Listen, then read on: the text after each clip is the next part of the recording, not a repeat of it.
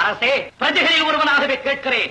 கோமலவல்லி, கோமேதக சிலை, பூவும் குயில், புதிக்கும் மான் என்றெல்லாம் உம்மால் புகழப்படும் இந்த கோணல் புத்திக்காரியின் கொள்ளி கண்களை, கொடிய நாக்கை என் கூர்வாளுக்கு இரையாக தந்துவிட்டு அதை எதிர்த்தால் உண்மையும், உமக்கு பக்கத்துணையாக வந்தால் அந்த பட்டாளத்தையும் பிணமாக்கிவிட்டு சூன்யக்காரிக்கு ஆலவட்டம் சுற்றியவர்களை சுடுகாட்டுக்கு அனுப்பிவிட்டேன் என்று சுழலும் வாளுடன் சூழும் புகழுடன் என் அன்னையிடம் ஓடி மன்னிப்பு கேட்க வேண்டும். இந்த வஞ்சகியின் விரல்களை அல்லவா ரசித்துக் கொண்டிருக்கிறது. இந்த பாம்பாட்டத்தின் பாவத்தில் அல்லவா லயித்து கிடக்கிறது. கோட்டை கொத்தளங்களை நினைத்து கிடந்த நெஞ்சம் இந்த குட்டிச்சுவரின் நிழலில் அல்லவா குளிர்ச்சி காணுகிறது. பேசாதே, ஊர் பேசுகிறது.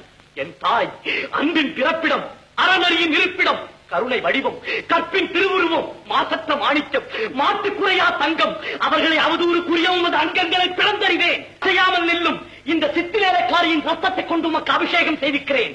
இந்த நாசக்காரியின் நரம்புகளால் உமக்கு மாலை சூட்டுகிறேன். முல்லை சிரிப்பன புகழ்வீரே மோக போதையில் அந்த பல்லை எடுத்து உண்மை அர்ச்சனை செய்கிறேன். அம்மா, இப்போதாவது உத்தரவு கொடுங்கள். இப்படியே இந்த நீச்சல்களை கசக்கி எரிந்து விடுகிறேன்.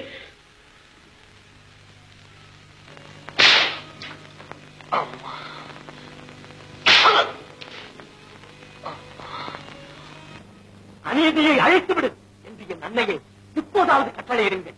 கடைசி நேரம், கடைசி வேண்டுகோள்.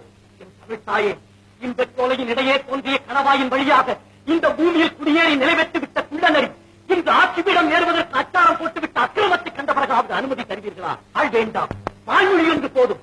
தர வேண்டாம், தாயின் படை நீக்கிறார் போதும். கட்டம் தர வேண்டாம் தாயே, ஒரு கஞ்சாடை போதும்.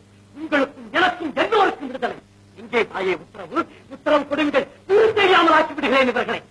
மக்களால் நான், மக்களுக்காகவே நான்.